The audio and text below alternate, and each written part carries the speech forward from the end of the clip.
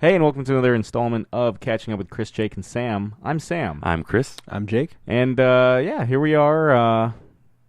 You know how last episode I was like, hey, I'm looking forward to a week in 2015 without, like, a shitty basement? Yeah, how's that going? It flooded again since the night last episode posted. Yeah. I don't know. We didn't have to... Since the last episode, Jake and I have taken out most of the carpet in the affected areas. That's right. So there's that. Become experts. Yeah, just that we should moonlight it as carpet removers. That's really So was it like the same thing, and it just this time it just didn't get the carpet since you pulled up the carpet, or something new go wrong? Nothing so far as I could tell new. So last time I had people run a snake through, and they pulled up like a rag, and then they rolled it. They went through the following day with the snake again, and they didn't pull anything up. But they were like, maybe we pushed it out. Maybe there was just something, because it was like there was 4 days where nothing. That was the weirdest thing. Like, there was, when it happened and we got the okay, I remember like that night I was talking to one of our roommates, and she was like, we're good to go. Like, you can shower, you can use water and stuff. I was like, all right. So the next morning I was still like freaked out. I was like, oh yeah. I was like, I don't know, man. I don't know. And like I turned it on. I didn't hear Sam go, fucking hell. Or like, like I didn't hear like, a banging on the door or anything. And I took as quick a shower as I could just in case. And then kind of forgot about it. I was like, all right, sweet. And like Sam said, there was a couple days where, everything's running like a dream. And then I come home from work one night and I open the door. And right when you open our door, like the kitchen is right there, and then there's a table that we always kind of sit at, and everyone was sitting there like really bummed out, like like someone just like ruined Christmas. Yeah, exactly. Like someone shit in our cereal, and bong. And You morose motherfuckers. Yeah. That was good. Someone came. Yeah. And so actually, someone came into the shop, and I remember, look at this morose motherfucker. He was like, yeah. Anyway, so we were there all sitting there, and they were like, the basement flooded again. And I was like, what the fuck? Like, and it didn't make any sense, because why did we have those days of bliss if it was going to just flood again? I have a couple theories. There's one theory I have where like there's a crack in the actual drainage pipe deep down, and then but the thing is, and then when it eventually fills with shit or whatever, and then backs up. But they didn't really encounter any resistance. And they ran that snake the entire length of the way. Maybe it was a really cold night on Wednesday. Yeah, but it was. I mean, it was like, the teens. Maybe something organic froze in it. But Maybe. The thing is, you and I took showers that morning. Yeah. And it went fine. Yeah. Clearly, someone flushed an alligator down the toilet. Well, it was what triggered it was my sister, who kind of triggered both. She ran the laundry on Wednesday, and that's the first time it was her taking a shower. And I had left. I usually do karaoke on Friday nights, and I had left early just because that crowd was kind of like slow and there wasn't a lot going on. And that's what I came home to. Like a text from Ann basically being like, hey, nobody told me about the basement. Is everything good? And I like got there and saw water in the carpet, and I was just like, no. Nothing is good. So I'm hoping I'm supposed to get a guy in the next day or two to come over and basically run a colonoscopy on the drainage pipe, put a camera down. And hopefully we won't see anything. Again, they didn't run into anything. But Charles Bronson from whatchamacallit, what the fuck's that movie called? Shawshank? No. Great Escape? Great Escape. Where Oh, he's just right. like, like crawling in there, freaking out. Escaping prison movies. Yeah. And with shit Shawshank would work involved. too. Shawshank would arguably work better because he is in a drainage. It is a drainage thing. Yeah. I don't know, but it'd be pretty funny to like see a really perplexed Charles Bronson in there. Gigantic, like Polish man. No dice. Yeah. But I'm hoping they don't find anything. I mean, maybe this, if only, because like I'm so on edge. Like, now here we are. It's been like about 4 days. It has been 4 days since nothing so far. I took a shower this afternoon. Checked. Like the first thing I do when I take a shower now is like go downstairs and like. Yeah, I remember I did that before work. I like ran downstairs. I was like, oh, and I like just no leak anywhere. And I was like, oh, sweet. Yeah, it sucked. You guys have a better week? I'm going to go ahead and put this out there. Probably did. My basement has been dry, so I guess in the grand scheme of things probably did end up having a better week. I mean, Regal Cinemas didn't have anything to watch, so I got kind of bummed out about that. What happened to Regal Cinemas? So, I have a gift card that I got for Christmas, and I just went to Regal Cinemas. Like, one day I just had the day off, kind of like the last couple weeks where you were like, I'm just going to go see a movie. Yeah. Have a me day. I did that. I did it the night we reflooded. Yeah, because me and Jake were just up to our necks and shit, and I was just like, fuck it, Imitation Game now. Yeah. And we just covered in shit in the theater. Luckily there wasn't too many people, but yeah. But I get to the Regal Cinemas. I'm like, it's beginning of my day. It's a little bit after noon, and I go up there. I'm like, let's see what's. I didn't even check the schedule. Just drove there to the Fairfax Town Center on a Regal. Whim. Yeah, on a whim. Hoping that I can spend my $15 and get there, and either there was the only things playing were either something that I was disinterested in, or something that I would like to be there with someone. Like, they had the Imitation Game, and I was like, oh cool, that looks interesting, but I kind of want it, if I'm gonna see that in a theater, I kind of want to watch it with Sam, or or with both of you. Because I'll watch it again. Yeah. Sure. But I had no desire to see it by myself. I was hoping for what are the movies that came out this week, or the most the last week? I mean, I would have settled for Taken 3. Yeah. I would. I never saw 2. Neither did I. Me neither. But I was like, but I'd see that for free. Kind of like with me in 300: Rise of an Empire. Yeah, exactly.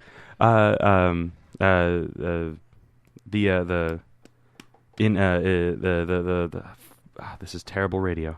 Inherent Vice. Inherent Vice. Yeah, I would have. I want to see. We're gonna see that this week. Well, yeah, because I saw that, and I was like, well, Chris is working Fridays and Saturdays, so fuck it, let's just do Wednesday. Yeah, and I was like, it'd be great. This is before we started making that plan. I was like, oh, didn't it just start? I'll see that. Yeah, and then I was like, as I was leaving, I was like, you know what, probably for the best, because I know I wanted to see it with you guys anyway.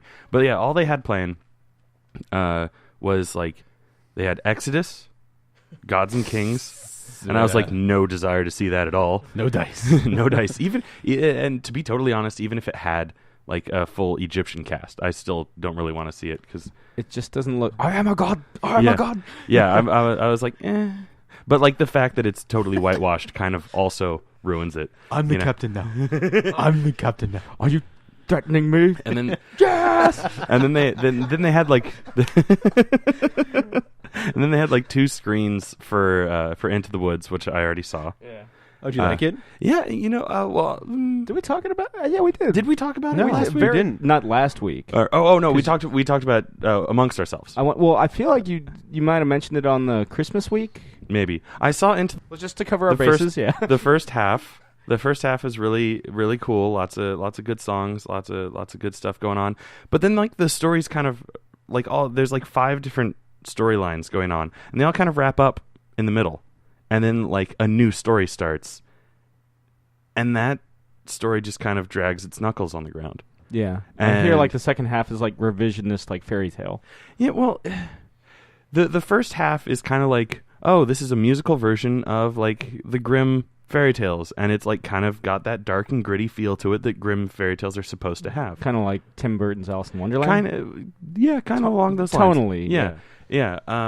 And then the second half is just a completely made up story where just all of them are actually interacting with each other, whereas the first half they kind of cross each other's paths. Yeah, but it's more just a retelling. Yeah, but it's and it's just and if anything, it's kind of in the background, because the main characters, Emily Blunt and what's his name from those 2 episodes of Doctor Who, James Corden. Yes, they're doing, from as far as I can tell, which I'm not the most intellectual about the Grimm fairy tales, but as far as I can tell, they're doing a completely new story where they have to pull things from, they need Little Red Riding Hood's red cape, they need Cinderella's glass slipper, they need this, and they just kind of interact with these stories. And then the second half everyone just kind of mashes together, and it's one story that's all intertwined. And I was just, the first half, I was like, cool. And it ended, and I was like, cool, movie's over. And then there was like another 45 minutes, and I was like, it's only a 2-hour-long movie, and it felt like a 3-hour-long movie. Yeah. Whereas like Interstellar's like a 3-hour-long movie, and it felt like 2. Yeah. For me, it's almost like an inverse problem with Interstellar, because for me, the movie doesn't really get going until they're in space. Yeah. And it takes them like about 45 minutes to an hour to get into space. Yeah. But yeah, all in all, so Into the Woods, all in all, I give it an overall thumbs up, because like the movie as a whole is all right, and I love Anna Kendrick. She does an amazing job in it. Like I saw the Twilight movies, and I was okay with watching them because she was in it. So she very clearly doesn't want to be in them, right?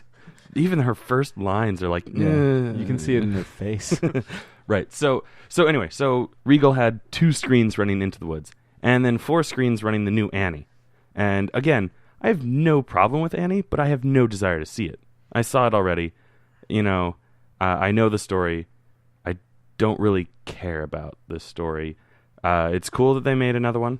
It's cool that it's a more diverse cast. I don't care, but like Jamie Foxx's Batman. Yeah, yeah, exactly. The story means nothing to me. Yeah, I mean, it's not one of those films. Yeah. To be fair, I felt that way about Into the Woods either. And one of these days, I'm sure, knowing me, I'll probably watch both. But. Yeah, the main driving force for Into the Woods was Anna Kendrick. Otherwise, I probably would have been like, felt the same way as Annie. Been like, okay. Yeah. Maybe next time. Next time. So, boo to Regal for not having Inherent Vice, Taken 3. And there was another movie that was like on the tip of my tongue when I was going around and looking for movies to watch. Any idea who was in it? No, or? I tweeted about it complaining. If you guys want to vamp for a little while, I can. If you really want to know. Well, in recovery from shit, like I alluded to, Jake and I saw whatever Imitation Game. Yeah, that was really good. How was that? Yeah, it was. Would you say, like, because just like The Theory of Everything, it's a British film focused on a British intellectual and his challenges in his personal life, while basically being one of the greatest scientific minds to come out of the UK in the 20th century, if not ever. Yeah. Or just one of the greatest scientific minds. Period. The end. What did you think of? How does Imitation Game stack up to The Theory of Everything? Again, I think Imitation Game is a better movie, and I think Theory of Everything, both great performances, but I think the more, maybe not even showy performance, but just overall the more intense, physically demanding performances are in The Theory of Everything.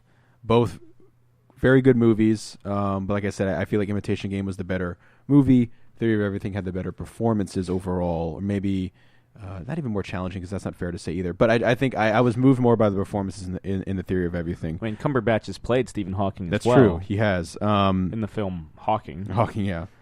The thing about The Imitation Game that I hope people see or get to know about, because honestly, I knew bits and pieces of the story. I didn't really know much about the name Alan Turing, to be honest with you.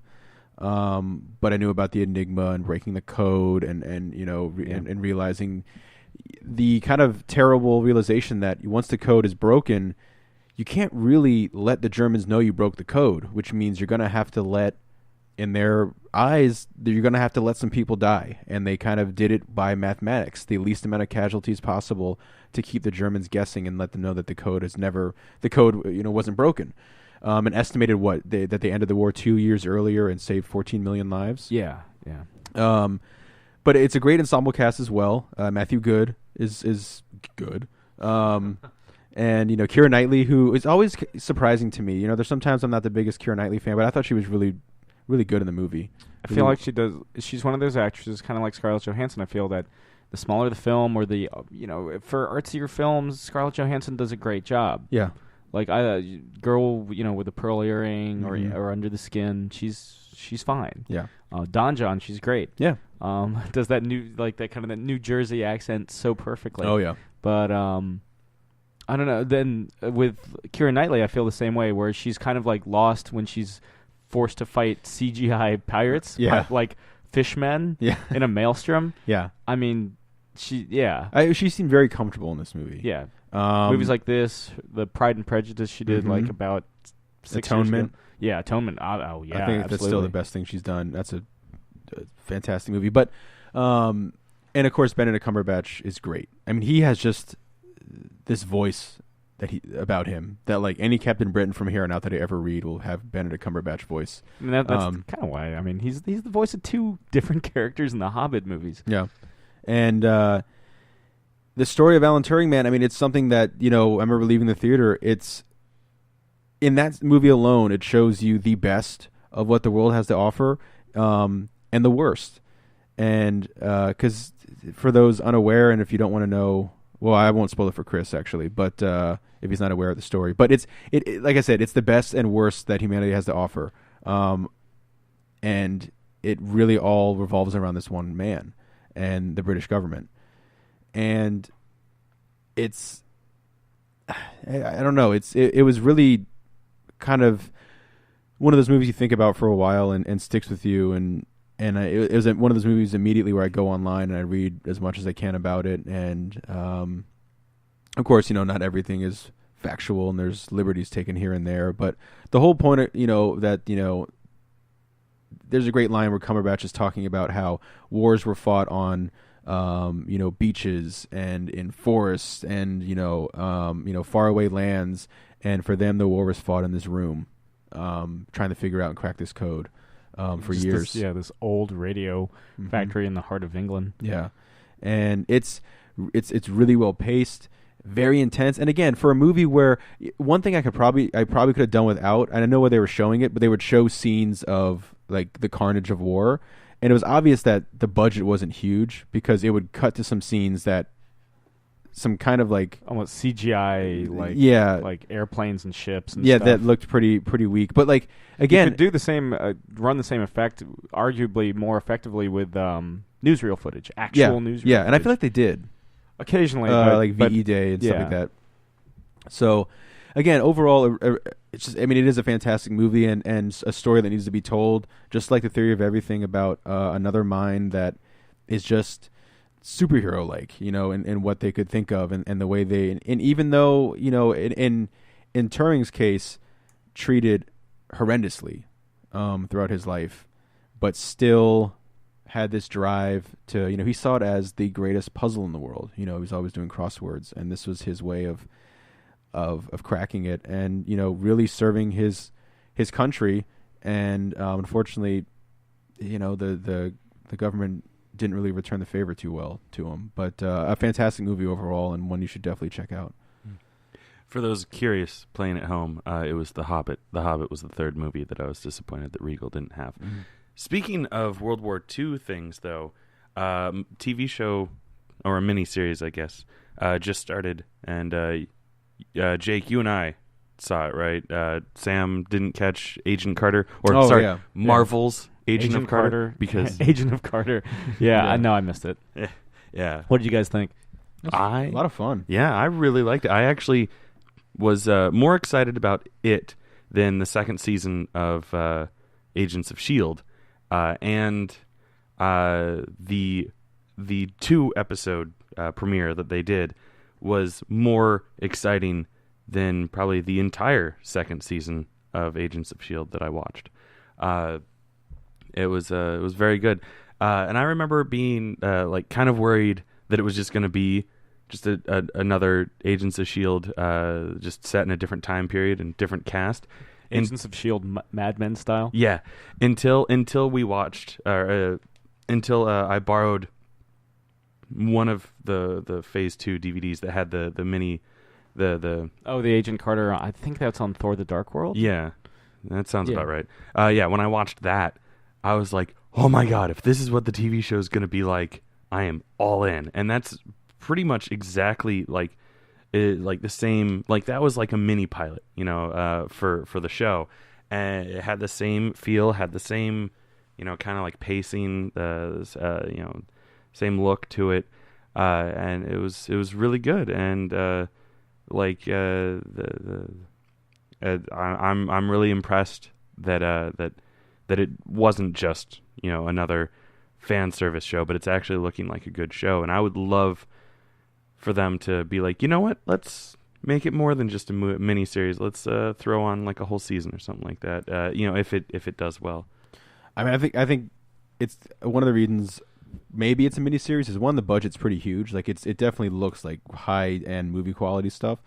And I think something that Marvel wants to keep in their pocket. Like, hey, we can always call back to the adventures of Agent Carter. Yeah. Maybe even down the line you can show like when the Winter Soldier gets reactivated and becomes the Winter Soldier and deal with I mean, even, maybe not even Agent Carter. After a while, we just deal with different decades of Shield becoming Shield. They could just like every couple years do like another miniseries here and there, kind of, and also the kind of piggyback on what you said. The best thing about making it a miniseries is that they can always do another miniseries. Yeah, and I think they can look at it as it has a beginning and an end. They don't have to worry about how we're going to keep this going.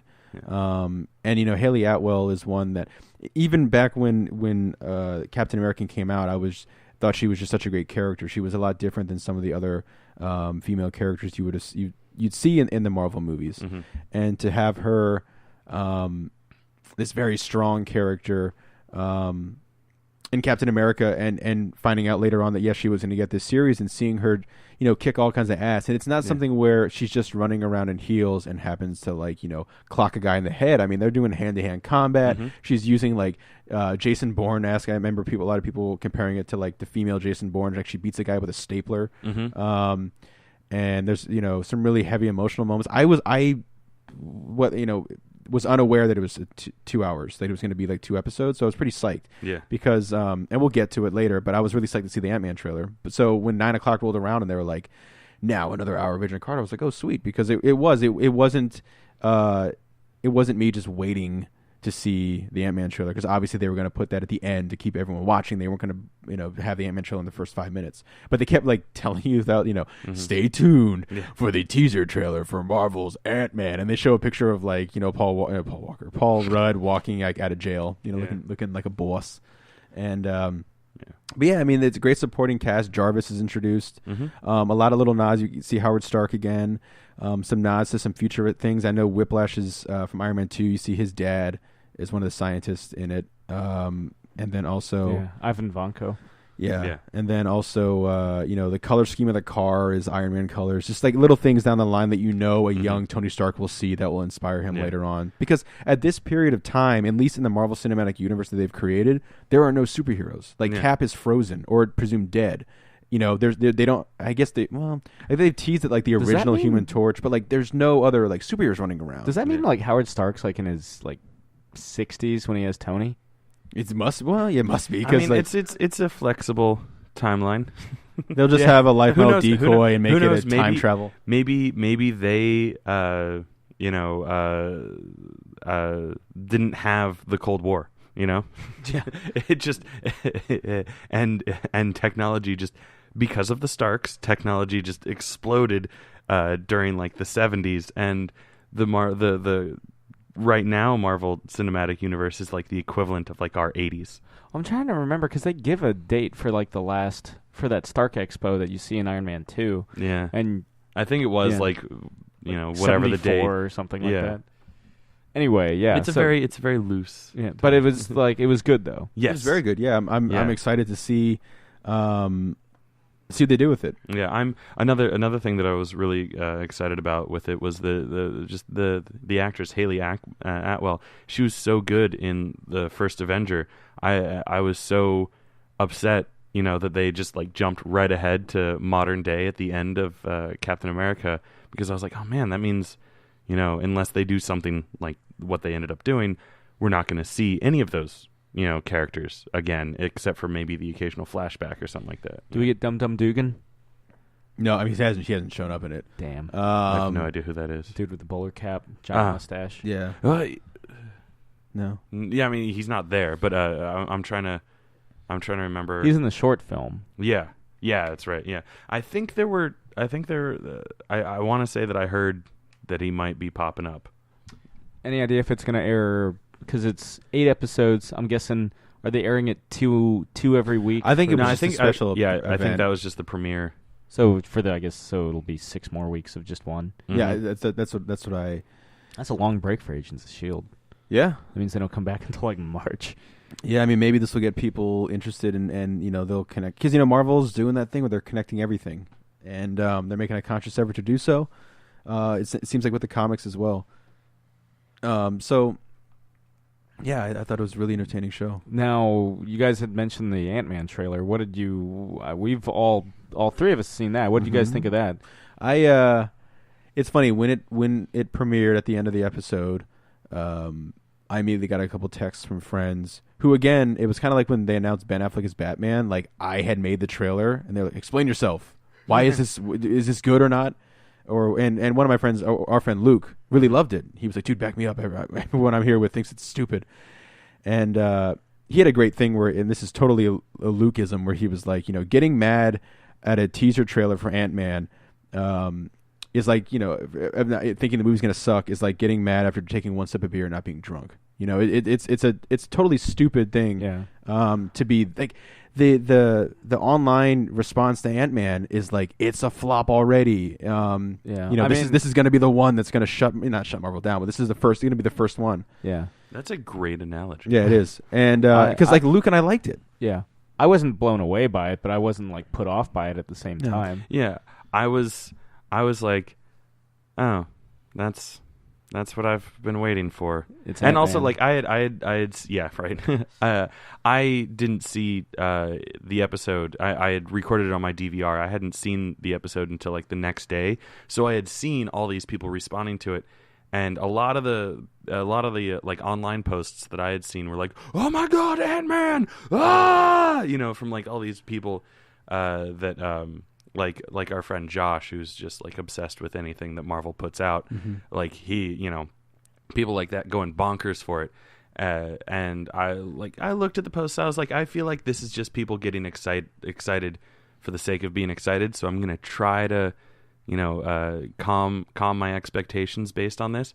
But I still was like, oh, that's It's the Ant-Man trailer. okay. Yeah. I mean, I didn't go to the extreme of like, well, fuck this movie, but like I was like, okay, well, that was not the best trailer in the world. Yeah. I mean, the fact that trailers have become this premiere the litmus thing test are kind of insane. I mean, it's less than 2 minutes of footage, and here's the thing that because if there is this weird like pro or anti Ant-Man thing, which I can't believe that's even a thing. Again, it's a teaser trailer. It's not even a full like trailer. Yeah. But I'm on the pro side. It's basically like I feel like a lot of people were thinking more Ant-Man. Mm-hmm. I mean, every trailer these days is going to be a glorified clip show, but it's really like Douglas heavy. Yeah. Well, here's the thing. Here's what I like about it, and what I was really excited about was, one, I think the suit looks great. Yeah. I do like Paul Rudd, and Michael Douglas doesn't hurt having him in your movie. And his speech was great. That's the thing. The speech for me, and people forget that Scott Lang's a family man, and I think the speech hits the nail on the head where it's like this isn't about his country, this isn't about his ego, this isn't about saving the world. It's about saving his daughter.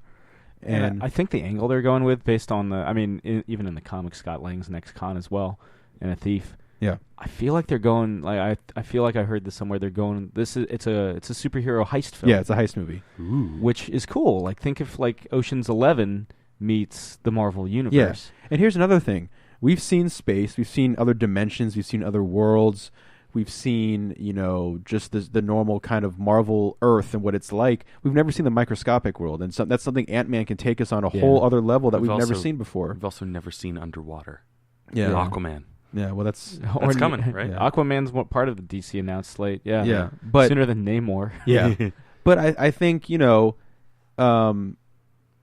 off all the things you want to see in a trailer. You get the emotional thing, you get the stars, you get the suit, you get a little bit of action. There you go. Yeah, I mean, at the same time, I'm not too bummed out because it's just a teaser trailer. It's just a teaser, yeah. But I remember the first teaser trailer for The Dark Knight. Yeah, where you don't see you see a card and him laughing and like the bat logo, and it kind of flies at you, and that's it. Yeah. Yeah. So as far as teasers go, Mhm. it's all right. I mean, I'm not like blasting off to Mars to watch Ant-Man. Yeah. It makes less sense. yeah, I don't know why you blast off to Mars. It's going to be playing on Earth. I mean, unless they're playing it on Mars earlier. Who knows? But I mean, I premiere all of my movies on Mars first. There you go, and they're yeah. all free. The free showings on That's Mars. where they all are. yeah, that's what they are. So I don't. Zombie Night Theater on the moon of. Well remembered. I'm excited for Ant-Man, and I mean, yeah. For me, like, I haven't been super excited about the movie, but it wasn't because of the teaser trailer. It was because of Edgar Wright leaving the movie before It does have that cloud, yeah. Yeah, like I don't care either way about Ant-Man. I've never read an Ant-Man comic. The only thing that I know about Ant-Man is, beyond what his powers are, is that was it Hank Pym slapped his wife around in one comic, and it was really controversial. Yeah, Like that's and unfortunately that became like the defining moment for the character. Yeah. Not all I mean, not creating Ultron, Yeah. which again is also a pretty shitty thing. Yeah, to do. but I mean, they're that Yeah. the him beating his wife is obviously not going to be in the Marvel movie. They've already said that. yeah, because Because it's also Disney related. yeah, And he's not creating Ultron. Yeah. So Yeah. two of his biggest things he stripped away from. yeah. The one thing I heard about, with when Edgar Wright was still attached, which bummed me out that I'm assuming this is not going to be the case anymore, was the movie was going to start with a cold opening.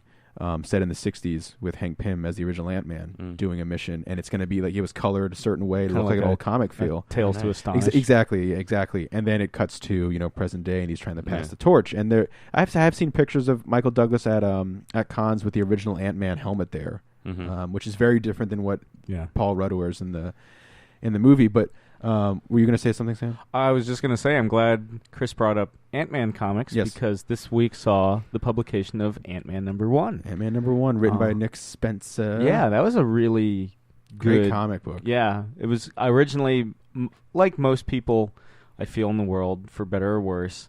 I don't go running out of my house to get the latest Ant-Man comic. Well, I mean, even if you wanted to, you couldn't, because when was the last time there was really an Ant-Man comic, I think the last one was Irredeemable, Ant-Man yeah. by Robert Kirkman, who then left and was like, you know what, I'm making more money with The Walking Dead. Yeah. Bye. And Invincible, see you later. Yeah. And I've been reading Irredeemable Ant-Man since all the Ant-Man hoopla that's going around, because it's weird. I like... I'm fascinated by like the size changing characters. So the Atom. The Atom I know more about than Ant-Man. Is Adam Smasher changed too, or is he just big? bigger. Yeah. He's bigger. And So gets his yes. ass kicked in Injustice, the video game. Yeah. By Giganta, and in yeah. JLU he gets his ass kicked too. But the Atom I know a little bit more about, and hopefully that's something we're going to see, or we pretty much are going to be seeing on Arrow. Hopefully when it starts up in the mid-season, I'm super excited. which I'm looking forward to. Routh. Yeah, I'm looking forward to the idea of being able to. And the thing is, with both Marvel's Ant-Man and DC's The Atom, it's probably not lost on people that people who can shrink, they have very lonely and tragic lives in the world. Ray Palmer has a pretty tragic life. He's divorced as well. If you've ever read Identity Crisis, you see why It gets worse. It gets way worse, and you see a man literally shrink physically and mentally away from society by the end of that book. One of the most heartbreaking scenes. Oh yeah, say what you will about the book, but that scene is a heavy hitter scene. But going back to Ant-Man, Marvel's Ant-Man, I thought it was a great first issue, and it's a Scott Lang heavy issue. It's something where if you've never read an Ant-Man comic, do not fear. You can pick it up, and Ant-Man, do not fear. Ant-Man is do here. not fear. Ant-Man is here. He will lead trillions of ants to carry you to your next destination. Marvel's Ant-Man. Because we can't handle putting out something without putting our name on it. Marvel's the Unbeatable Squirrel Girl. Marvel's Pound Me in the Buttocks. I would love to see a Squirrel Girl solo movie. Oh, okay. Let's just say if you were looking for a comic, it's out. Yeah, that I mean, that launched this past week too. I probably I might start reading that too. Like I just like the concept of Squirrel Girl. Yeah. Again, much like Ant-Man, I've never read anything People with are- her in it. But yeah. I like the idea that she can beat Thanos. Yeah, and Doctor Doom and all that. The people were kind of ripping on the first issue. I saw some people because of the art style. Yeah. But Squirrel Girl, if you're going in for like a traditional superhero, why the fuck would you like go and like, oh, you're not gonna get like Frank Miller art, you know? Why isn't this dark and gritty? God damn Frank it. Miller's Squirrel Girl. Yeah. Oh God. It was. I mean, it was. I picked it up. It was a good first issue. It was like it's a teen comedy. Yeah. So yeah, but that and Ant-Man the comic, I was surprised how funny it was. Very funny. And also, you know, again, I'm a sucker for like great relationships, like father-daughter, father-son relationship in movies, whatever. And his relationship with his daughter in the book is paramount still to Scott Lang in this book. It's interesting because something interesting, an angle they haven't really addressed. I feel like it's kind of like under the surface though. Scott Lang's daughter, who is in the comics is a superhero in her own right, stature, who can grow big like Atom Smasher and all that, and Giganta, gets killed by Doctor Doom in the Avengers miniseries, Avengers: The Children's Crusade, and she gets resurrected. I feel like during Matt Fraction's Future Foundation run, but so it's not. That's a big deal. Yeah, not just like losing your daughter and getting her back. They probably don't address it because it'd be too much to handle in the first too much continuity. issue. Yeah, because even some diehard comic people come in and they've never read an Ant-Man comic before. Yeah. And you know, it was perfect timing because it came out the day after the trailer premiered. So it was one of the hottest selling comics. And for me, it's also easy to sell a comic when you really enjoy it, and that was when I did, and had a lot of fun reading it. You do really enjoy All-Star Batman and Robin the Boy Wonder. I do. I've sold it to a couple people. And The Dark Knight Strikes Again. Like I said, if I like it, I can sell it as well as I can. You can sell a lemon if you love the lemon. That's true. You know, and I love shitty Frank Miller art, and well, that has a great Adam moment. One of my favorite Adam moments, where he's been living in a petri dish for years, and he thinks he's on a abandoned island or whatever. Oh yeah. But yeah, I mean, you know, if people come in, they're looking for like, hey, what's a weird Batman story? I'm like, follow me, follow me. I remember one time, because we have picks, like we put a trade pick up every 2 weeks. Yeah. And I put up The Dark Knight Strikes Again, and some guy came in the shop one day, and you know, he's just looking around. He doesn't know any of us. We don't know him. And I just hear, who the hell picked The Dark Knight Strikes Again? And I was like, me, and let me tell you why. And you know what? A lot of the people I've encountered who shit on that book, you do explain it well. Yeah. Your rationale for thank enjoying you. it. I appreciate that. But a lot of people, and you know, who have come up to me and hate that book have never read it. You know, and so I have no problem if you hate that book. I seriously have no problem, because a lot of people do. But I don't know if I'd go as far to say as I hate it, but I mean, I don't like it as much as The Dark Knight Returns. Sure. But there's something about and I mean this in a loving way, the shitty art. I love the art. It's so weird. I love the art in Dark Knight. Some of it looks unfinished. Some of it just blocks. Some of it's like Batman looks like he's fuzzy, like a plush doll by the end of it. His ears are. He looks like Batmite. He looks like Batmite. He's all like fuzzy. His teeth are missing, and the Flash is in the background. It looks like if Popeye the Sailor was like 90 years old and in a Batman costume. Yeah. That's what he looks like at the end of the Dark Knight. He's just fucked up. And then out of nowhere, Carrie Kelly has decided to become like Catgirl. Yeah. I mean, it's wear roller skates everywhere. It's one of those. Dick Grayson's the Joker, gets his head ripped off. Yeah. The Batcave's under a volcano. Yeah. Superman saves the day. It's 30-year-old. But the interesting thing is, if you read unofficially the arc of Frank Miller's Batmite. Yeah, it'd be crazy. Batman saga. It would be, and this is not written in order. To be fair, The Dark Knight Strikes Again kind of looks like it takes place in the fifth dimension. It's true. It would be so. It could be Frank Miller's Batmite. It would be Batman Year One, All-Star Batman and Robin, The Boy Wonder, The Dark Knight Returns, and The Dark Knight Strikes Again. And in a weird way, Robin being the Joker makes sense in that world, because Batman fucking traumatizes him in All-Star Batman and Robin. Maybe that's why he wrote All-Star. That and the fact that like DC probably gave him an ass load of money. And Jim Lee was like, hey, we'll do we'll draw some Batman. We'll draw Batman and Black Canary banging while people are on fire in the background. We kept the masks on. Joker a giant dragon tattoo for no reason. That Joker shit was creepy though. Yeah. Like that was some cool Joker stuff. Did they finish that? I remember There's getting one issue left. Okay, I remember getting like 3 issues in, and then like it stopped production. No solicitation date, but there's one issue left. Yeah. Okay. Probably will continue to be no solicitation. Yeah, it's a shame. But that and Captain America White. Yeah, seriously. I have the 0 issue of Captain talked America. to Tim Sale about that, right? Yeah, so if you've never... Jeff Loeb and Tim Sale, the creative team behind my favorite Batman story, The Long Halloween and Dark Victory and all that shit, when they jumped over to Marvel, because they're just they're almost like a package deal, they did 3 miniseries for Marvel, kind of centered around color themes associated with some of their more marquee characters. There's the first one was Spider-Man Blue. It was Spider-Man Blue, Daredevil Yellow, and Hulk Gray. All fantastic books.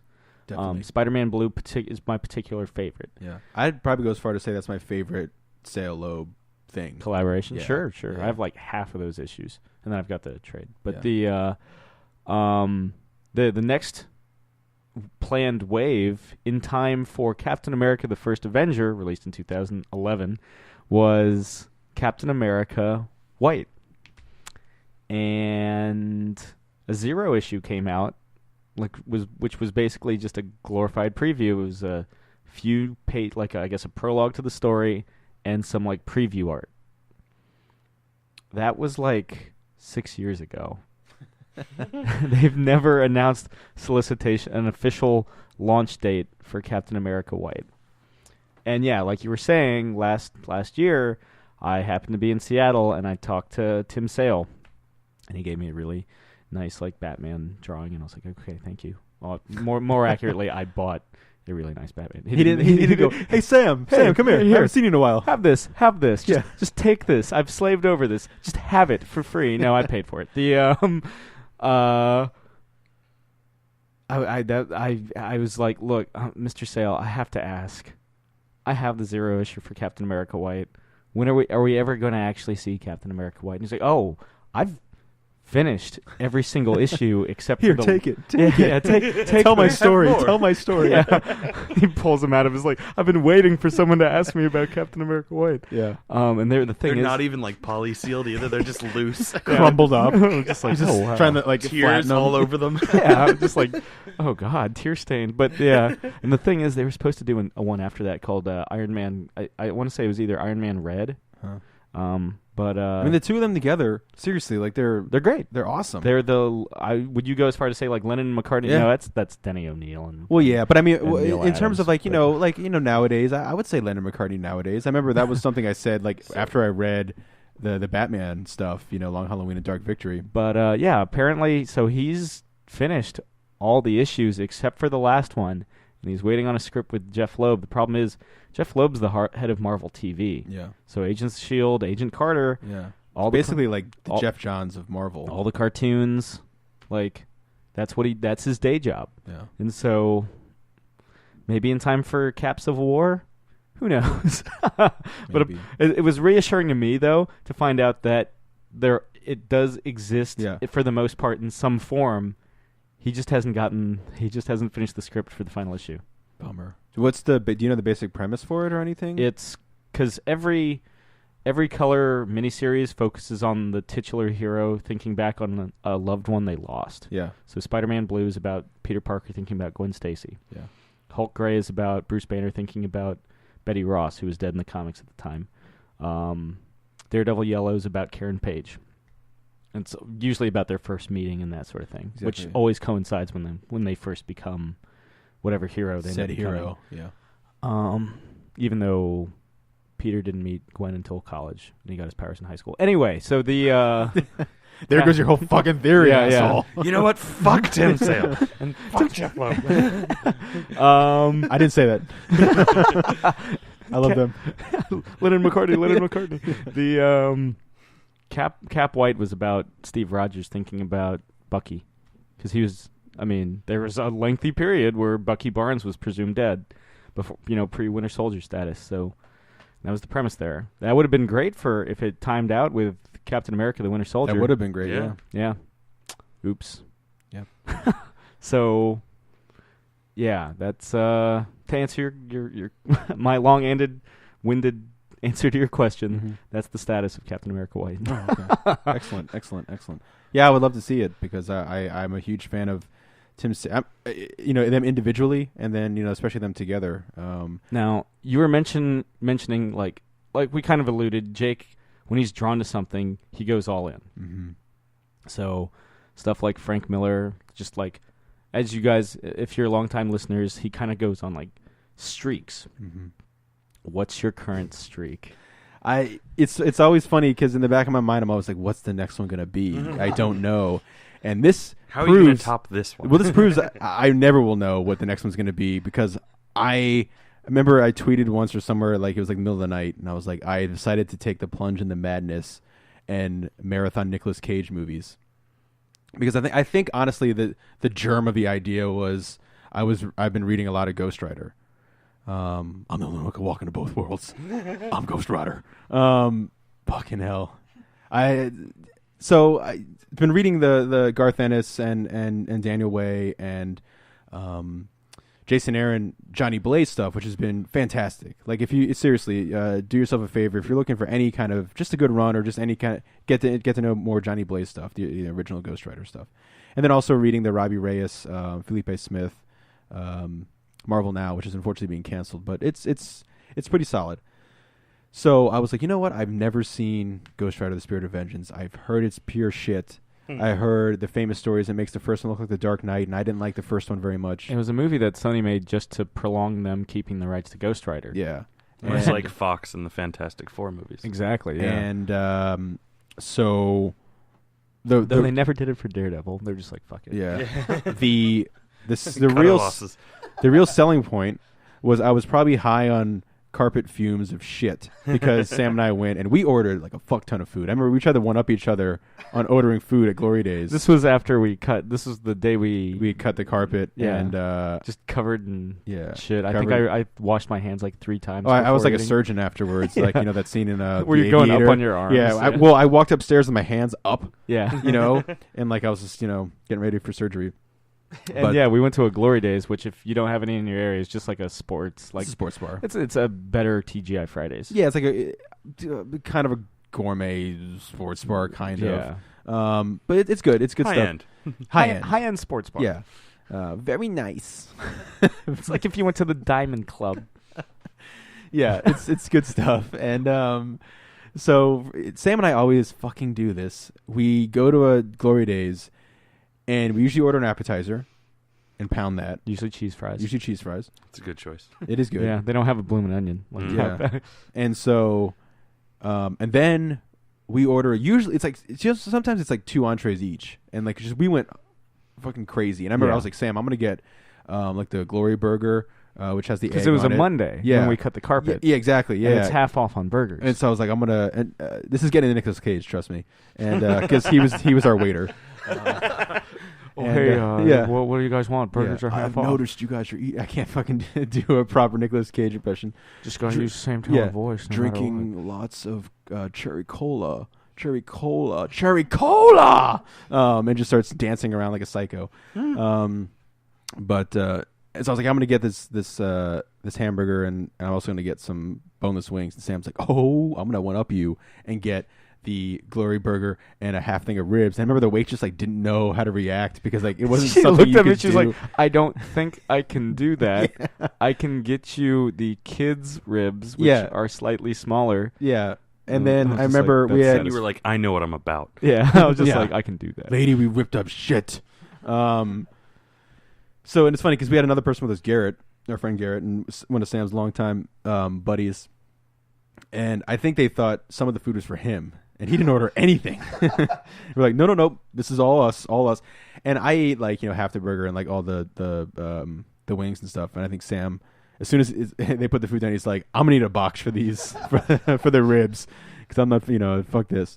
So needless to say, during that talk, Sam brought to my attention, which I was unaware, that during Ghost Rider: Spirit of Vengeance, Nicolas Cage would wear like voodoo makeup with like LED like lights around his head for the flames, and he didn't tell anyone about this, director, anybody, and showed up to the set when he was to be Ghost Rider and to get in the character because he's like, we're all actors, are all we descend from shamans, even though if we don't, and it's like, okay, well, this doesn't make any sense, but this is Nicolas Cage, and so we did that. And I was like, you know what? Fuck it. I have to watch this movie. I am going. And no one tells me. No one's like, Jake, you have to do this marathon. Like, no one's telling me like, hey, watch 5 Nicolas Cage podcasts before the Nicolas Cage movies for the next podcast. No one's telling me to do this. I just decided. And And so I was like, yeah, I'm going to descend in the madness. So I watched The Spirit of Vengeance, and it's so bad. Like it's not, and it's not. I'm not trying to like pick on a movie while it's down, but it's so bad. That's all I can say. And the best things I can say is there's a great scene. And Sam, unfortunately, you weren't there for it, but in Kick-Ass, there's a scene where Nicolas Cage is burning to death, and he's telling Hit Girl, his daughter, like what to use in superhero terms. And so one thing what he says is something like use the kryptonite, but how he says it is get the kryptonite. And he's like screaming, high pitched. And there's a scene in Ghost Rider where he's trying to intimidate a thug by telling him what he's going to turn into if he lets himself turn into Ghost Rider. And he's like grabbing him, and he's like, you don't want to see what I could become. He's knocking at the door, and he's like screaming, and it's like one of his eyes turns into a socket. He's like, ah, and he's like screaming at the guy. He's like, you don't want to see me, and he's like, just hysterically laughing. But he looks better than he does in the first one. His jacket boils and stuff, the leather boils. But you never see him directly. You never see him straight up transform like you do in the first Ghost Rider, where he's like peeling his face off, like laughing and hysterically and going crazy, and you see like his skin fall off. Yeah. You see like kind of like half transformations, which are half-assed, which why do you even have him in the movie? It's very I mean, this is one of those movies that were made on a fucking budget. Oh, yeah. Like there's scenes where it's almost like black box theater. Oh, like, yeah. Like it'll be an exterior, like the setup for the fight will be like an exterior shot, and then it'll cut to like complete black backdrop with like a fuzzy border, and like they filmed it in a closet. Yeah. And then when the fight's over, they cut back to like the full it's like, on and then, location. Yeah, it cuts back and everybody's like on the ground. It's like, okay. Yeah. And if you've seen the more dramatic that way. Yeah, I guess. If you've seen the trailer, you've seen the coolest parts of the movie already, which is to say him pissing? No, that part's terrible because he's like, in the trailer, he's like, what happens if you have to pee? And he goes, oh, it's awesome. And like you see him cut to like him going, oh, like pissing, like in a black. He's like, it's like it's like a flamethrower, and so he's just like pissing everywhere. That happened, like that's how it happens in the movie. It cuts to that in the movie. Like that's not just a promo they shot for the movie. That scene of him going, oh, like pissing with his back to the audience is what happens. And they show it twice. Yeah, and so. And the little kid in the movie is Danny Ketch, who in the comics is his long-lost brother, even though they don't show any of that. He's like the Antichrist in this movie. Too many questions. And Kieran Hins as the devil. Yeah, oh my God. Who just looks like he's like smelling shit the entire time. He was in our basement after it exploded. And Idris Elba with like the weirdest. He's like a French drunk. Yeah. Who like... He happens to fool a couple of guards by pretending to be drunk and then throwing wine bottles at him. Yeah.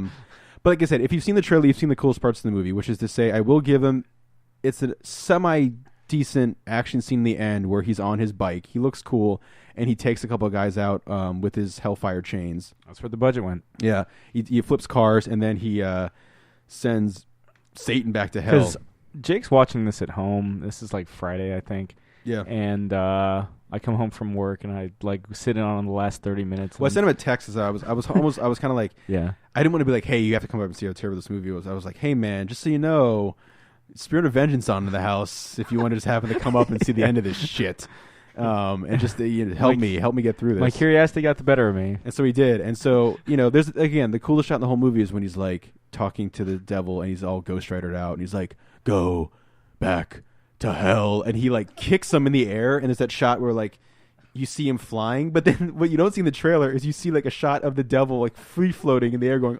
ah, and then Ghost Rider grabs a chain and like throws it down, and literally like with the force of 1,000 angry Nicolas Cages sends him back into hell, and the movie ends. It's just terrible. It really is. It's a terrible movie. Chris, if because I know like you see a lot of movies differently than I do, where you see it more of like the technical stuff and the filming stuff. You would have had a field day with this movie. I've seen it. Oh, you seen it? Okay. Yeah. Well then, I saw then it. I saw it like a year ago. It's unreal. Just on a whim, like a year ago, I was like, you know what? I haven't seen either of the Ghost Rider movies. I'm gonna double feature them. Yeah. And I watched them back to back, and I was like, I don't remember much of Spirit of Vengeance, but I do remember being disappointed. It's so bad. And there's a scene where he laughs. Going in, not expecting much. Yeah. And being disappointed. Yeah, there's a scene where Ghost Rider laughs, and it's like a Looney Tunes character. Well, there's a scene. I feel when you rewinded it for me, the first time Ghost Rider, like, okay, we're waiting for Ghost Rider to show up. We're waiting for him to kick ass, right? And he shows up. And he lands in front of like a gang of guys who are trying to kill Danny Ketch and his mother, and he stands there.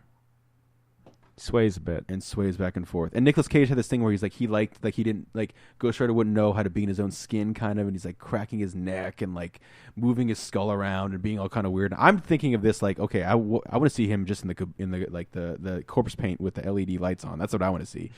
And he's kind of like, he kills one guy really quick with the Hellfire chain. You know? Yeah, and Nicolas Cage, when he would do interviews, he was so excited, like, oh, the Hellfire chain was awesome, and I'd hit him with the hell, and they'd explode.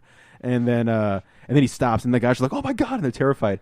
And as a comic fan, or if you know about Ghost Rider, you know what the because you read a shitload of Ghost Rider. Yeah, exactly. You know what the penance stare is if you've read Ghost Rider, or if you've seen the first one, because they explain it. Like Ghost Rider, as he's doing the penance stare, he's telling him, feel the pain of the innocent souls that the torture you've caused them. What he does is he projects that pain back into that person who's guilty, and basically like fries them. But in this movie, they don't explain it. In this movie, he just stares, and he goes, like hisses as his mouth opens wider, and the guy just goes, ah, like like they like shitty heavy metal's like dun dun dun dun dun dun dun dun dun dun, and he's just staring at the guy, just like knockoff Godsmack. Yeah, and then if you didn't know, you're just wondering, okay, he just looked at him to death. And yeah, remember when Godsmack was like the theme of the U.S. Navy? Yes, I do. This was like 10 years ago. God, yeah. Smack. Yes. Yeah. Anyway, I could talk about Ghost Rider Stern Avengers forever. But that was how you started your Cage. That's how I started the Cage. And you kept going. And I kept going. And so the next movie, back to what we were talking about. Okay, and I won't spend as much time on each movie. But to tell you, and this is kind of the genius of Nicolas Cage, because all jokes aside, I've come to really respect him as an actor watching all of these movies.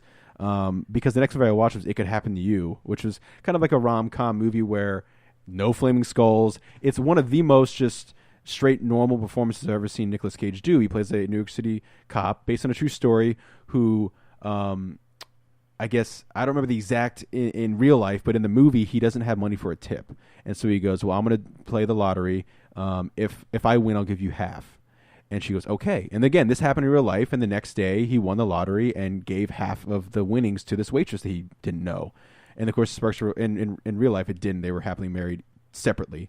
But in the movie, of course, they kind of fall in love. Bridget Fonda and Nicolas Cage, and it's just fine. It's a fine movie, and it probably was. I thought it was better than it was because I had seen Ghost Rider fairly recently.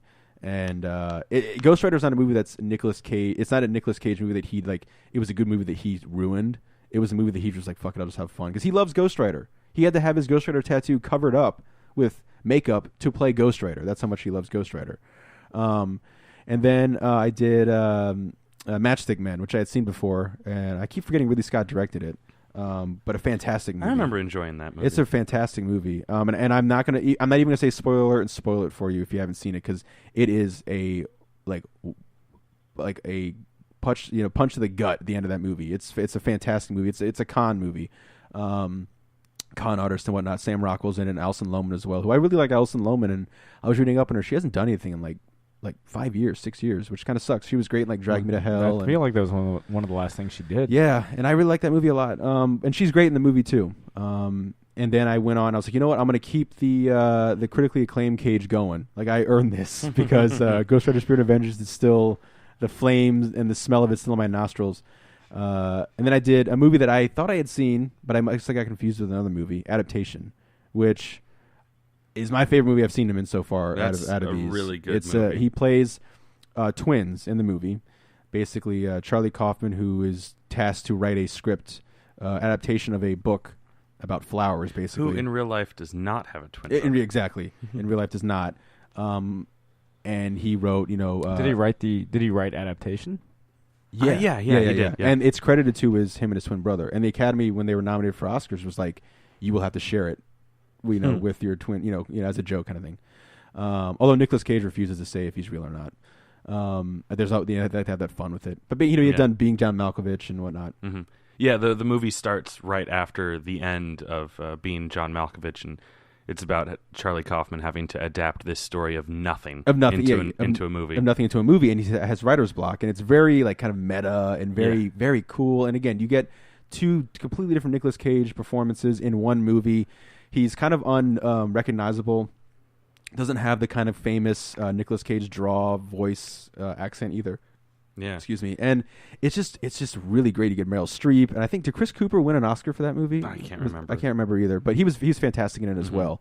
But so I watched that, and that movie was just fantastic. And that's one of the reasons I've really come to respect Nicolas Cage, because the idea of an actor being good or bad is kind of subjective. But the idea of an actor, and I probably bored the guys to death telling this story, but like when I took theater class and classes in college, my theater professor would always say her mantra was kind of be bold, and that for me rung true and is something I look for in any kind of performance that I really enjoy to see, which is why like Tom Hardy, for example, and Bronson's one of my favorite performances, and even his Bane performance too.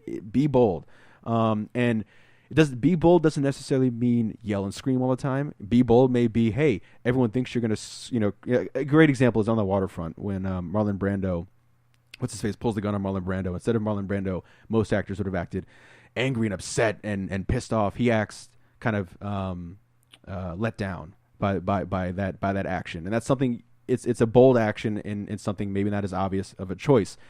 And I was talking to Chris on Twitter about it last night. I was like, Nicolas Cage is as bold as it gets with his choices. Right or wrong or anything, he still loves to do different genres and take the craft seriously. And, yes. He seems to like to challenge himself, too. Yeah, he likes a challenge. And so adaptation was a great challenge. And yes, there are failures, and there are also wins that he's had as well. And another one I watched after that, the most recent one, which I had never seen, was Lord of War, which I thought was very good. I when I first told people of this insanity of watching all these Nicolas Cage movies, one of the most popular choices was, you got to watch Lord of War. You got to watch Lord of War. And I liked it a lot, but I was still running off the high of adaptation and really enjoying that. And, I think I'm going to go and he won an Oscar for Leaving Las Vegas. So, that's definitely on the docket. So is like Raising Arizona, Con Air, Face Off, The Rock. I will watch the first Ghost Rider again. The Vampire's Kiss, which seems that's where like the most of the crazy Nicolas Cage comes from. The memes, just the famous scenes. I'm a vampire. Reciting the alphabet, which probably in the script it just said, he recites the alphabet, but he makes it like a show. His accent is so ridiculous too, where he's like, it just doesn't go away, and then then he thinks he's a vampire. Walks around in nightclubs with like fake teeth, looking like a psycho. Yeah. He based it off of like Nosferatu. Like he loves all that stuff. That's what and when they asked him his 5 your favorite movies, one of those movies was that Vampire's Kiss, and really? He is like, I am very very pleasantly. I'm very happy with how that movie turned out. Like he loved making that movie. And another one that I have seen that I really enjoyed is Wild at Heart, David Lynch, which is very interesting with what's her face? What's her name from Jurassic Park? The actress. Laura Dern? Yeah, Laura Dern's in that. And Willem Dafoe's in that as well as a complete nut job. So, as opposed to most of his movies where he's just kind of a nut job. Yeah. Well balanced nut job. Is that the one where he accidentally blows his head off? Yeah, if I remember correctly, I think he accidentally blows his head off with a shotgun. Like he's running after them, he trips and falls and blows his head off. Typical. Typical Dafoe. But I'll try to have some more Nicolas Cage. 5 more. Because no one's pointing a gun to my head, but I'm like, I'm doing this. It would be really nice if it were out, but it's not quite a Nicolas Cage movie anymore. I guess. Did he take himself out of the film? Well, no. like I'm halfway through. No, I'm leaning or I'm sneaking into talking about the documentary that we were discussing before the show. It would be really nice if they had been able to finish and release the Death of Superman Lives. Yeah. The ill-fated Superman movie that Nicolas Cage and Tim Burton were attached to that never ended up happening. There's this great documentary that the trailer's out, online. If you search for Death of Superman Lives, you can see the trailer. I was fortunate enough to be able to sit in a panel. I might have mentioned this way back. Maybe. I went to New York Comic Con in October, and I think that was before, or was the title of the episode is Awkwardly Sexual, because it's the same time where I run into strip club woes. Yes, right. I probably mentioned it in that episode, but they had this great panel for the movie where they showed a couple clips from it. And I got to see the Superman suit that lit up and like looked like I think it was called like the regeneration suit or something like that. Yeah, something like that. It's basically Superman dies and he quote unquote dies and then gets put into his birthing matrix and he comes back, or at least that's how it happened in the comics. I assume it was similar in the script for the movie, but like this special effects house spent like a year working on this suit, making it light up and look cool, and like it really does. It looks like that bioluminescent underwater sea creature that just kind of has it's kind of like a weird jellyfish that has just like lights coming down its tentacles. Like it looks like it's pumping blood of light, and like I remember when like the rumors were first coming around, back in the late 90s when they said that Nicolas Cage would be playing Superman. I was like, like I never really fully got behind the idea of Nicolas Cage being Superman, but seeing the stuff that they had pieced together in that special effects shop, I was like, I want to see this movie, So hopefully that comes out. I think they said like spring or summer this year, 2015, is when the official release for the documentary is. Yeah, I mean, I've seen the trailer, and even in my very early stages of becoming a Nicolas Cage fanatic, I still can't see him as Superman. I mean, I know he loves Superman. Yeah. He owned an Action Comics #1 for a while. His son's name is Kal-El. He loves comic books. I mean, he got his name Nicolas Cage. His last name's Coppola. He got his name from Luke Cage in the comics. He's a big comic guy. And so I give, all props to him for like, he at one time was married to his like idol's daughter, Elvis Presley, or not married to Elvis Presley, but and then, was scheduled to play his favorite comic character for a while. I've seen the pictures of him with like the mullet, like the long hair as Superman.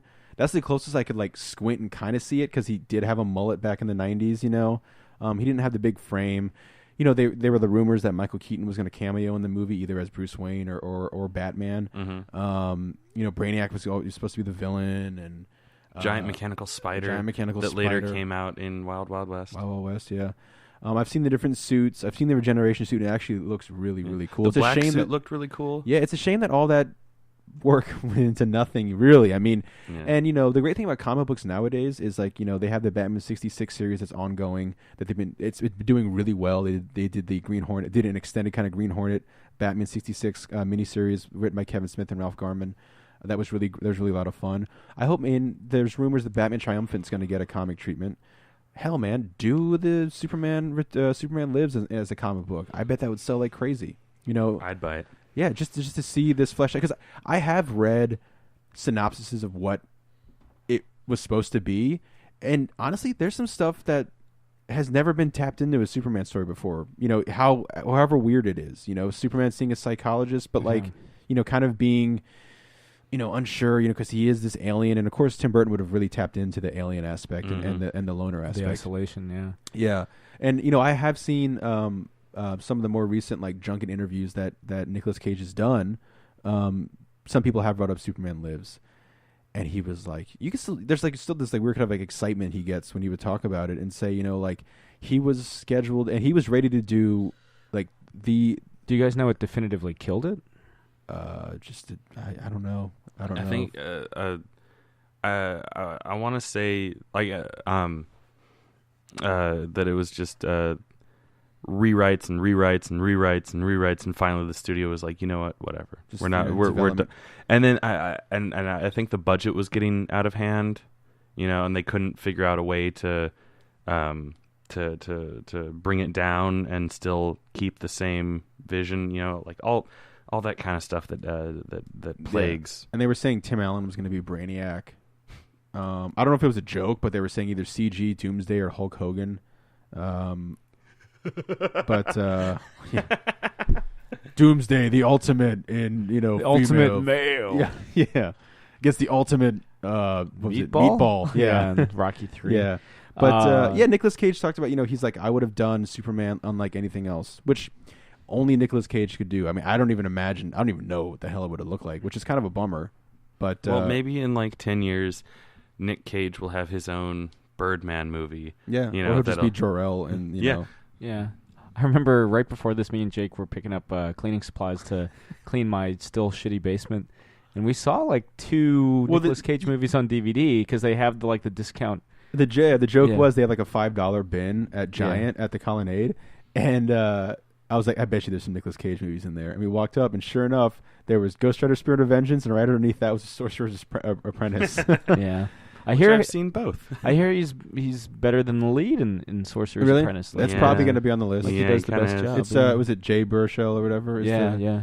But yeah, I mean, there's a movie he did in 2014 called Joe that got really like rave reviews, and like I said, it's one of those things. I think he is honestly, and some people may laugh, and you know, I know I've only watched a couple movies. I think he is a really talented actor because it's out there. I mean, the performances are there. It's not just because he won an Oscar. Because honestly, he should have won an Oscar for adaptation. He was that good, you know. But it's for me, it's as crazy as it sounds. Some of the choices he makes, and the fact that he's bold and unapologetic about it. You know, he still wants to challenge himself. He loves, like I said, he loves challenges, and he does make like, you know, 4 or 5. He made like 4 or 5 movies in 2014. But there's, you know, every couple of years he always does something, reinvents himself, and does a really great performance. I mean, he's been doing it, you know, he's been turning in good performances, like, you know, all throughout his career at different times, you know, and he's, you know, done the action stuff. He's done the comic book stuff, whether it's good or bad, you know, he's done the dramas, he's done the comedies and everything. So, it is kind of fun just being like, hey, what Nicolas Cage movie I'm going to watch next? You going to watch Season of the Witch? We'll see. Moonstruck I will, yeah. Because of Cher, and it was funny because they were like, because of Cher. Well, I mean, you know, it's not because of Cher, but they were like, oh, she did win the Academy Award. Yeah, they were like, oh, Nicolas Cage, like, how great was it working with Cher? He's like, it was awesome. And they were like, you guys still keep in touch? He's like, no. He's like, you know, it's a misconception. You know, I've worked with a lot of people. We don't always stay in touch. What about Next? No, I can't do that one. Or Left Behind? Huh? No, that's one of the more recent ones. I will watch Knowing. I've seen Knowing, so I'm going to hold off on that one. Both National Treasures? I haven't seen those. I'm going to watch National Treasure movies. I'm going to watch Drive Angry, too. I was about to say, Drive Angry, in the spirit of Ghost Rider. Drive Angry, yeah. Oh, yeah. I've seen Ghost Rider was Drive Angry was probably the best Ghost Rider movie. Probably, yeah. It's funny, they asked him, William Fichtner's the devil in that one. Yeah. They asked him, would you ever do another Ghost Rider movie? And he was like, only if he was in hell the entire time. Like a Dante's Inferno thing, which Ghost Rider spends plenty of time in hell in the comic books. I don't, you know, and all joking aside, we'll probably never see Nicolas Cage's Ghost Rider again. And it'll probably be years and years until either they do it as like a Marvel Knights TV series or, you know, they do some darker stuff. Yeah, I mean, it did, after Spirit of Vengeance tanked, Sony was just like, have the rights back. Yeah. Ooh, Gone in 60 Seconds. I'd say I've seen that one. That was a good one. I've seen that one. Yeah. The Weatherman? I'm sorry, I'm just looking. I'm looking through his IMDb. I've never seen The Weatherman. The Family Man is really good. I will watch. You know, there's like I said, there's some really good stuff out there. I mean, I think, you know, in like the meme Captain generation. Curly's Mandolin. No, but in the generation of like the memes and whatnot, I think Nicolas Cage is his kind of like.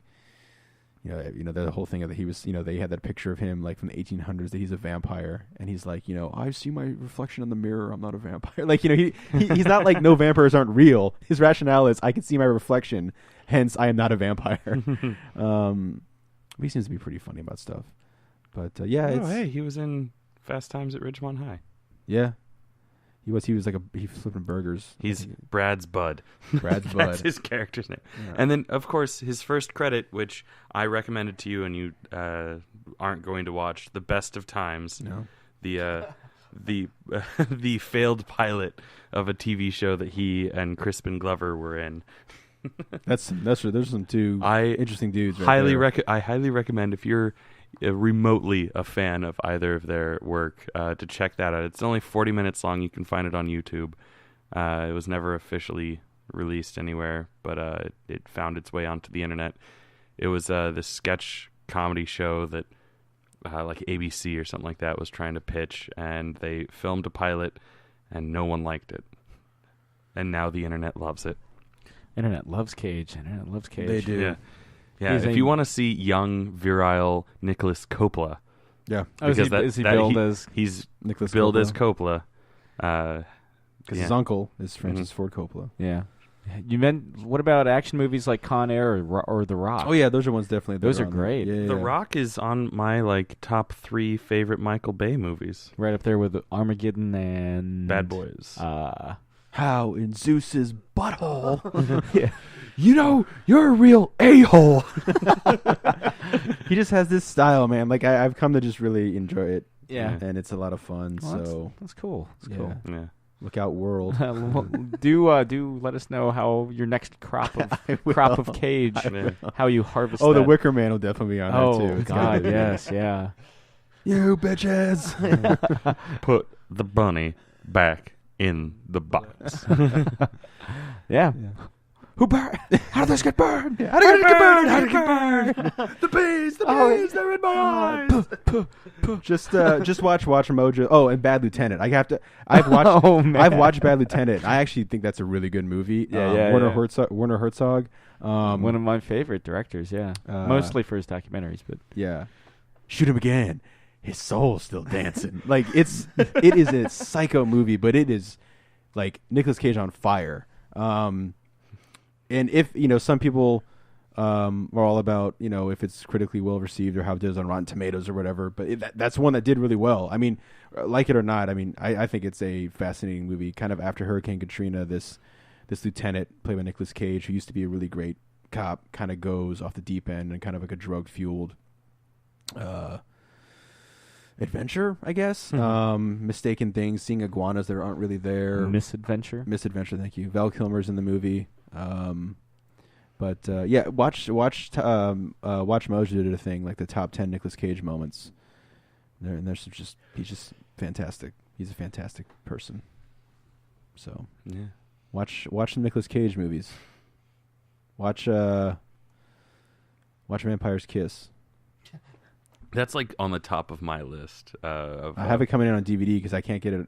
I can't rent it digitally on Vudu or anything. No, that's what I've been doing. I'm renting a lot. Netflix has some as well, of course. But Vampire's Kiss. I'm really looking forward to Vampire's Kiss because the trailer is hysterical, and it's supposed to be it's a very kind of dark humor. But this guy thinks he's becoming a vampire. So, and he likes kisses. Yeah. He's a womanizer in that film. That's what gets him the vampire's kiss.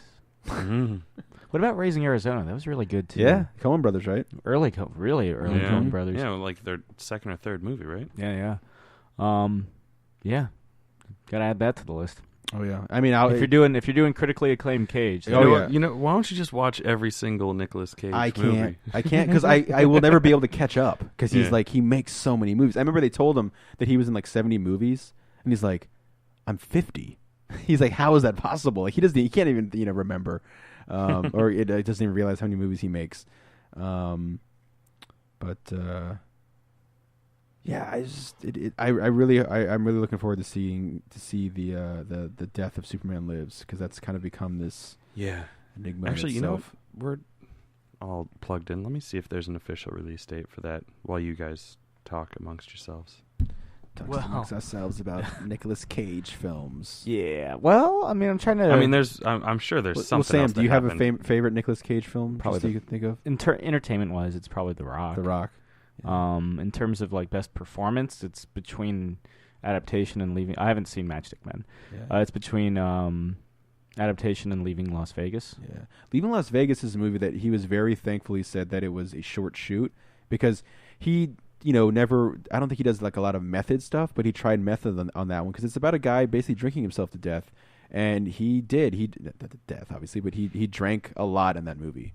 I mean, it's what got him the Academy Award. He looks like gone in that movie, you know what I mean? Yeah, that's definitely on the list. And yeah, I don't know why. I honestly, a week or two ago, you had watched, a handful of Nicolas Cage movies and was just like, oh yeah, whatever. And now I'm like, I gotta watch all of them. Not all of them, but I gotta watch as many as possible, just for fun, just so I can relay to you how fun these Nicolas Cage movies are. I know exactly what I'm gonna title this week's episode. What is it? Do you guys want to? Let's do it. Yeah, Sure. Cage match. Piss, blood. Oh man, I'm actually, yeah, that's got to happen. But yeah, I mean that's really. I don't have much to add. I would just like to talk about Ant-Man and Nicolas Cage. Yeah, I mean, in terms of Ant-Man, yeah, the first comic's great. Paul Rudd. I mean, the thing is, Peyton Reed is best known for directing comedies. Mm-hmm. Paul Rudd's best known for starring in comedies. I've always been like everything Paul Rudd's in. He's great. Usually the best. Yeah. Maybe he's always top. He's always like he's one of my favorite characters in the Anchorman movies. Mm-hmm. He has my favorite moment in Knocked Up. Oh yeah. Which is I don't know if this is considered like a big moment or not in the movie, but it's where he's getting like eviscerated by Seth Rogen and eviscerated by his wife at the birthday party. Yeah. And he's kind of standing there just taking it, and then they all leave, and he goes, "Happy birthday!" And he leaves and starts singing, and he has this great he just has this really great comedic timing. And he even if he's playing an asshole, you never hate Paul Rudd. Yeah. He's just a likable guy. And it's interesting, I feel like there was a period where he wasn't doing that much. No, yeah. Yeah, like I remember in the 90s, obviously he's in Clueless, he's in Baz Luhrmann's William Shakespeare's Romeo plus Juliet. Marvel's Baz Luhrmann's. Yeah. Maybe I'll amend certain things in during my right copy. He's in freaking Halloween. He's in Curse of Mike Myers. He survives the curse of Mike Myers. Marvel's Mike Myers. Marvel's Curse of Mike Myers. Yeah. He's in freaking Cider House Rules. He gets paralyzed. Yeah. He's married to Charlize Theron in that movie. But yeah, I feel like there was the early 2000s. It really wasn't until the first Anchorman in 2004 that his comedic career really took off. You know what movie he's really good in? I Love You, Man. That is a great movie. Role Models. Forgetting Sarah Marshall. Role Models, Forgetting Sarah Marshall. It is Perks of Being a Wallflower. He plays the English teacher. He's great. That's really, really great in that movie. Yeah. I feel like that's like genuine Paul Rudd. It is, yeah. And I was over the moon when I found out he was playing Scott Lang. Not because I'm necessarily like a diehard Ant-Man fan. I am very interested to read more about him because it's probably going to become a lot more accessible to read Ant-Man stuff now, which is great.